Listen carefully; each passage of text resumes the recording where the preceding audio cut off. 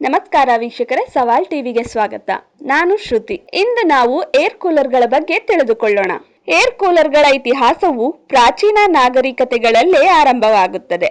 ಈಜಿಪ್ಟ್ನವರು ನೀರಿನ ಮಡಕೆಗಳ ಮೂಲಕ ಗಾಳಿಯನ್ನು ಹರಿಯುವಂತೆ ಮಾಡಿ ಕೋಣೆಗಳನ್ನು ತಂಪಾಗಿರಿಸುತ್ತಿದ್ದರು. 20ನೇ ಶತಮಾನದ ಆರಂಭದಲ್ಲಿ, ವಿಶೇಷವಾಗಿ 1906ರಲ್ಲಿ ಆಧುನಿಕ ಆವಿಯಾಗುವ ಕೂಲರ್ಗಳ ಪೇಟೆಂಟ್ಗಳು ಬಂದವು. ಇದು ಅಮೆರಿಕದ ನೈಋತ್ಯ ಭಾಗದಲ್ಲಿ ಸ್ಟಾರ್ಮ್ ಕೂಲರ್ಗಳಾಗಿ ಜನಪ್ರಿಯವಾಯಿತು. ಏರ್ ಕೂಲರ್ಗಳು ಬಿಸಿಲಿನ ಕಾಲದಲ್ಲಿ ತಂಪು ಗಾಳಿಯನ್ನು ಒದಗಿಸುವ ಉಪಕರಣಗಳಾಗಿವೆ.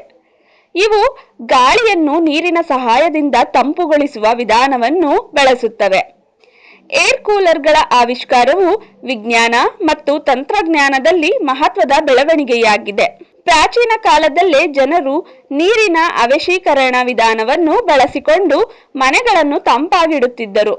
ಮಧ್ಯಪ್ರಾಚ್ಯ ಮತ್ತು ಭಾರತದಲ್ಲಿ ಮಣ್ಣಿನ ಕುಡಿಕೆ, ನೀರಿನ ಪದರಗಳು ಹಾಗೂ ತೇವವಾದ ಚೀಲಗಳನ್ನು ಬಳಸಿ ಗಾಳಿಯನ್ನು ತಂಪುಗೊಳಿಸಲಾಗುತ್ತಿತ್ತು. ನಂತರ 20ನೇ ಶತಮಾನದಲ್ಲಿ ಯಾಂತ್ರಿಕ ಸಾಧನಗಳ ಅಭಿವೃದ್ಧಿಯಿಂದ ಆಧುನಿಕ ಏರ್ ಕೂಲರ್ಗಳು ಅಮೆರಿಕದಲ್ಲಿ 1900ರ ದಶಕದಲ್ಲಿ ಕೈಗಾರಿಕಾ ಪ್ರದೇಶಗಳಲ್ಲಿ ದೊಡ್ಡ ಪ್ರಮಾಣದ ತಂಪುಗೊಳಿಸುವ ಯಂತ್ರಗಳನ್ನು ಬಳಸಲು ಆರಂಭಿಸಲಾಯಿತು. ನಂತರ ಮನೆ ಬಳಕೆಗೆ ಸಣ್ಣ ಗಾತ್ರದ ಏರ್ ಕೂಲರ್ಗಳು ಅಭಿವೃದ್ಧಿಪಟ್ಟವು. ಭಾರತದಲ್ಲಿ ವಿಶೇಷವಾಗಿ ಬಿಸಿಲು ಹೆಚ್ಚು ಇರುವ ರಾಜ್ಯಗಳಲ್ಲಿ ಏರ್ ಕೂಲರ್ಗಳ ಬಳಕೆ ಹೆಚ್ಚಾಯಿತು, ಏಕೆಂದರೆ ಇವು ಕಡಿಮೆ ವೆಚ್ಚದಲ್ಲಿ ತಂಪು ಒದಗಿಸುತ್ತವೆ. ಏರ್ ಕೂಲರ್ಗಳು ಮುಖ್ಯವಾಗಿ 3 ಭಾಗಗಳನ್ನು ಹೊಂದಿರುತ್ತವೆ: ಫ್ಯಾನ್, ನೀರಿನ ಟ್ಯಾಂಕ್ ಮತ್ತು ತೇವವಾದ ಹನಿ ಪದರ.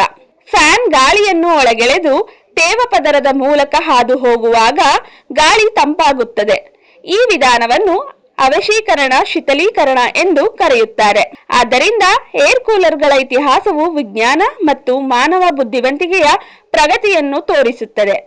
ಮುಂದಿನ ದಿನಗಳಲ್ಲಿ ಇನ್ನಷ್ಟು ಸುಧಾರಿತ ತಂತ್ರಜ್ಞಾನಗಳೊಂದಿಗೆ ಇವು ಜನರಿಗೆ ಹೆಚ್ಚು ಸೌಲಭ್ಯ ಒದಗಿಸುವುದರಲ್ಲಿ ಸಂಶಯವಿಲ್ಲ ಎನ್ನಲಾಗಿದೆ.